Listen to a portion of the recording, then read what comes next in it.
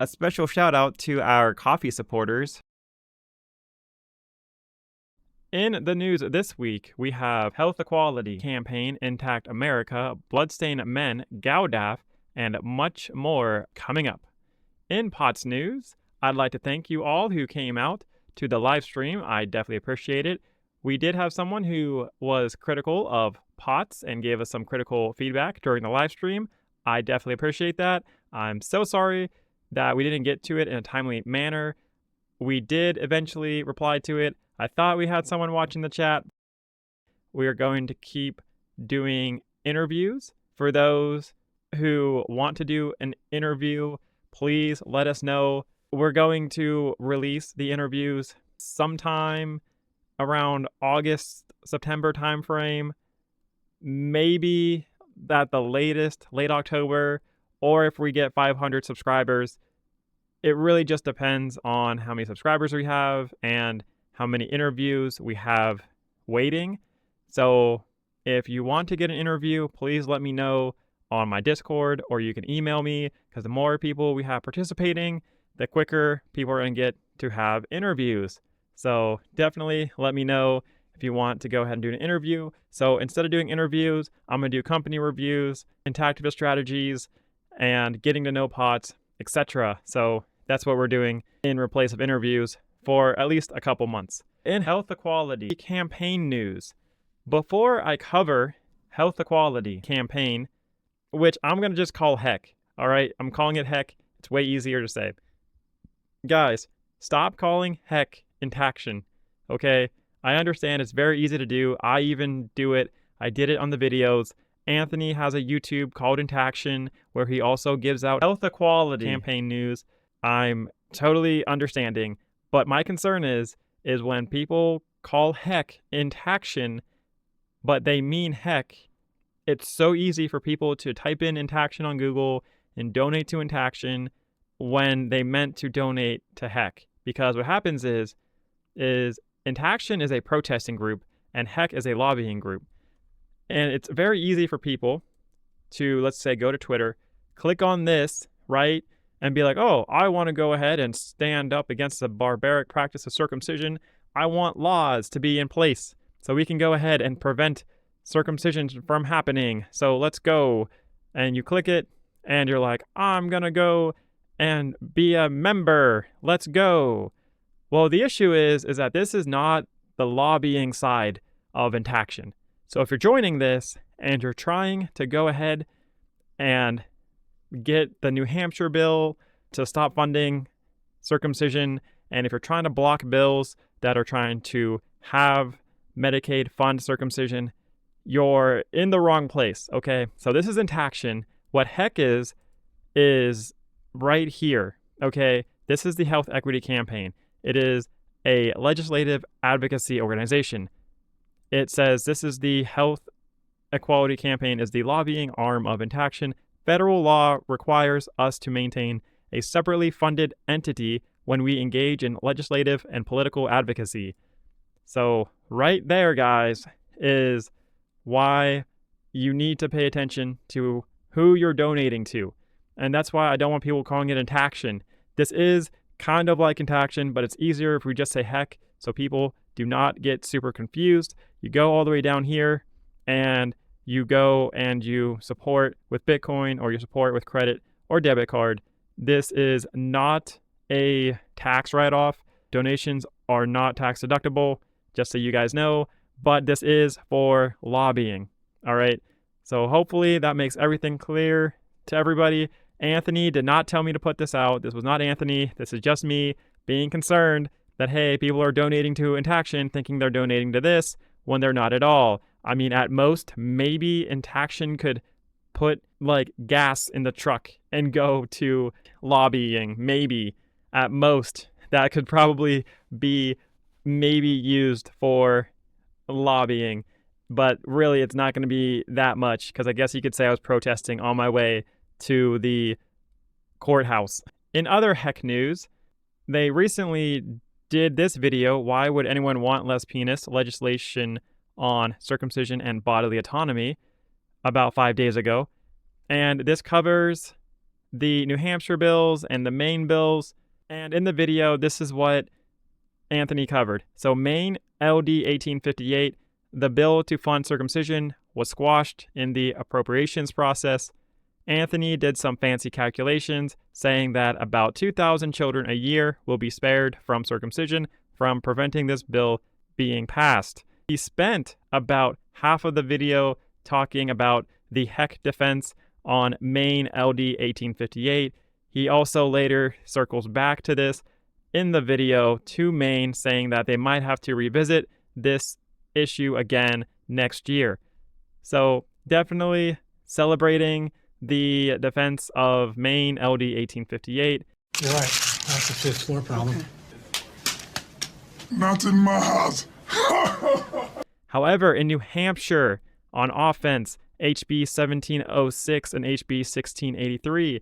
HB 1706 was to inform the parents of what circumcision actually is going to get sliced and diced and reconstructed into something supposedly that everyone can agree on. It's not officially out yet, and it may not even pass. Also, in HB 1683 is the bill to get Medicaid to stop funding elective infant circumcisions, and this is a really big one, and it lost with 184 saying yes and 191 saying no. Anthony kept restating that it was only 4 votes that they needed, and they did not get them. So that was definitely pretty big news for Heck News. In GALDEF news, GALDEF posted, because 2 wrongs don't make a right, why GALDEF stands with Terre des Femmes in urging the Gambia not to repeal its FGC ban. Now, this blog is a wall of text. Like, it's a lot to read. I'm not going to read all this to you guys. I'm going to point out some things with it really quickly. It says, to be clear, GALDEF does not oppose FGC bans. We are opposed to FGC only bans. So essentially, they are saying that they don't like the fact that this is only for females, but yet they signed it anyways. They continue saying, the purpose of this post is to explain the reasoning behind GALDEF's decision. Any opportunity to contribute something to the conversation on how to eradicate the genital cutting of all children is welcome, of course, but more importantly, as a 501c3 tax-exempt organization, GALDEF depends on the financial support of its donors. Because they, and others too, have a right to expect transparency of GALDEF, an airing of the philosophical and strategic considerations that inform our deliberations on TDF's request seems warranted. You know, I love the fact that they were talking about transparency and talking about any opportunity to contribute something to the conversation. However, the comments here are closed. You cannot comment here. Fantastic. So if you want to add to the conversation, you're not doing it on GALDEF's posts, I guess, if you want to go and ask them questions about this. But if you guys want to, you guys can go to GALDEF. You can read this whole thing if you want. It's a lot of words, and I don't know. It's been a while since I did a GALDEF review, guys, and it's coming. I'm telling you, it's coming. Wow. But let me know what you guys think of this whole blog. This is the letter to the President of the Republic of Gambia. This only talks about female genital mutilation, talks about human rights of girls and women. Like, this is not for men at all. If you scroll all the way down, you can see that GALDEF signed it right here. I don't know how they're adding any conversation to this at all, besides just putting their name and brand on this. So, I don't know. Let me know how GALDEF aided the conversation for MGM in this, if they did at all, down in the comments. All right, and in Intact America news. So Intact America, they want to know what kind of merchandise you want to see. So it's really quick. It takes 2 minutes. It's, what kind of merchandise would you like to buy from Intact America? I'm sure this helps them raise funds. So if you want to go help Intact America, you can quickly fill this out. All right, and in Brendan Murata news, so Brendan interviewed Benjamin Gregg on human rights, social constructs, and genetic engineering. Now, does this have anything to do with circumcision and MGM and FGM? A little bit. I think this is more of a umbrella topic, but you know what? It was a very interesting conversation, and I actually did comment down below, and I actually tagged where Ben brings up male circumcision. And I also like the fact that Potts got the most likes out of all these other comments. Thank you guys for liking my stuff. I love it. But yeah, so if you guys want to check it out, support Brendan, watch it. It helps him out as well. Give it a like. Super easy.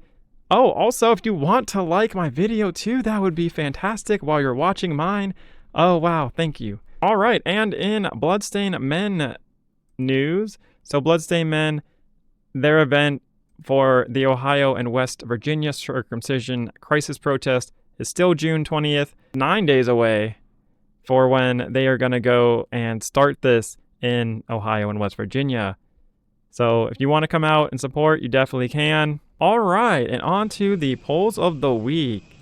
So on this poll is which organization is the most divisive from this list? Bloodstained Men was voted as the most divisive group in intactivism. That is super interesting. Potts was a little divisive, no surprise there. Brahim was right behind Bloodstained Men though. What do you guys think? Do you guys think that Bloodstained Men is the most divisive group in intactivism? I did explain what divisive means. It means the group that causes the most infighting, the group that doesn't work well with other organizations, and also causes strife in between intactivists themselves. So I did explain a little bit more on the actual Discord itself. And Bloodstained Men, they came out on top on that. So Bloodstained Men, do with that with what you will. If you guys do not agree with the poll, join my Discord and go vote for yourself. All right, and on to the fundraisers of intactivism. Thomas Chapman is running a GoFundMe, Join the Movement for Bodily Autonomy. This just got opened relatively recently. He's looking for $4,444. It says the purpose of this fundraiser is simple. Marketing and social media engagement is pay to play. I am applying my decade plus of experience in information technology and marketing to initiate the culture shift to end genital mutilation for all by educating the general populace and enacting protective legislation that enforces fundamental human rights. Okay, I do not know what that means. Honestly, what is the protective legislator that enforces fundamental human rights? I'm not really sure what he's gonna call on there. Yeah, hey, if anybody knows Thomas, please get this man and have him do an interview on Potts. That would be awesome for us, I feel like, to know. And let me know if you guys want to know more about this. I like this picture. Like, this guy's sticking his finger up his nose, and this other guy's lighting a cigarette. These are like torturer doctors. I wonder if Thomas drew this, honestly. Oh my goodness. But yes, GALDEF got completely funded. An anonymous supporter gave $750 3 hours ago. So GALDEF is fully funded. Yay. Fantastic. All right. And Bloodstained Men, they raised about $1,800 out of their $4,850. So they're currently a third of the way there. How much money they need? It's roughly, it's a little over a third. Okay, guys, it's like 42%. If I had to guess. Don't hold me to that.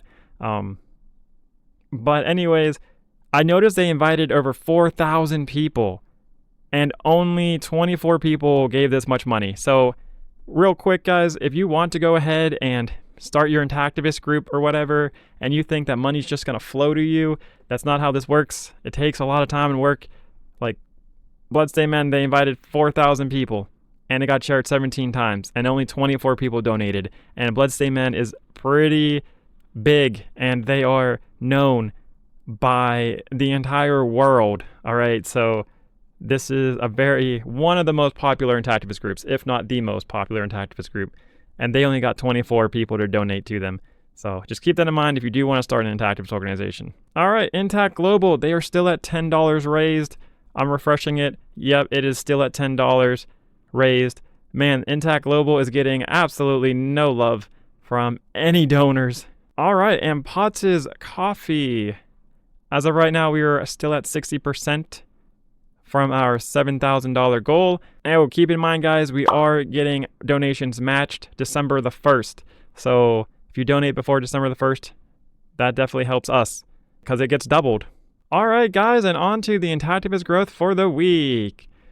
So last week, Bloodstained Men had 6,261 followers. This week, they have 6,255 followers, which is a loss of 6 people, or a 0.1% loss for the week. Intactivism taking a loss for the week. I guess it's just not Bloodstained Men's week. So guys, that is all what I have. Thank you for tuning in. If you have any comments, questions, or concerns, or if you just want to say hello, comment down below. Also, don't forget that like button. That does help me out. Once again, thank you so much to all my donors. Bye.